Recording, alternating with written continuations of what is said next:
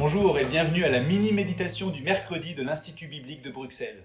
C'est aujourd'hui le deuxième épisode de notre survol du livre de Job qui nous rapporte l'histoire et les états d'âme d'un homme, Job, qui était extrêmement intègre et qui a extrêmement souffert. Est-ce que vous trouvez que c'est facile de consoler quelqu'un qui souffre?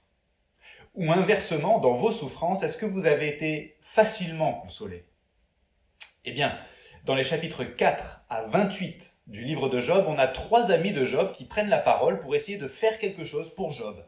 Et malheureusement, on découvre très vite qu'ils sont tous les trois complètement à côté de la plaque. Ils pensent que si Job souffre, c'est forcément qu'il a dû faire quelque chose pour mériter ça. Mais Job est intimement convaincu que ce n'est pas vrai. Et nous, on sait que Job a raison puisqu'on a lu le prologue. Et ce qui se passe dans le texte est vraiment bouleversant. Parce que Job, qui est déjà extrêmement affligé et extrêmement perplexe devant son malheur, va être poussé par ses pseudo-amis vers un désespoir plus grand encore, puisque de plus en plus, il va se sentir incompris, méprisé, accusé, coincé et abandonné. Job est poussé à bout, on pourrait dire. Il semblerait qu'il va mourir comme ça, dans l'opprobre, sans personne pour le défendre. Où est Dieu dans tout ça ?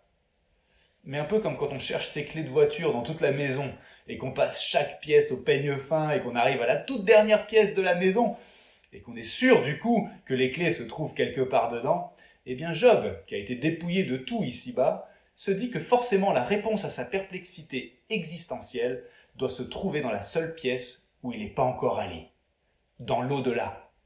Écoutez ce qu'il dit au chapitre 19, les versets 25 à 29. Mais je sais que mon Rédempteur est vivant, et qu'il se lèvera le dernier sur la terre. Après que ma peau aura été détruite, moi-même en personne, je contemplerai Dieu. C'est lui que moi je contemplerai, que mes yeux verront, et non quelqu'un d'autre. Mon cœur languit au-dedans de moi. Lorsque vous direz « Pourquoi le poursuivons-nous ?» alors on découvrira le bien fondé de ma cause. Craignez pour vous l'épée, car les châtiments par l'épée sont terribles, afin que vous reconnaissiez qu'il y a un jugement. Mes amis, on pourrait tout perdre, et le monde entier pourrait se retourner contre nous, notre existence n'en serait pas pour autant un échec si on appartient à Dieu. Jésus-Christ est mort et ressuscité pour que tous ceux qui placent leur foi en lui soient rachetés et ainsi qu'ils reçoivent l'assurance de la vie éternelle.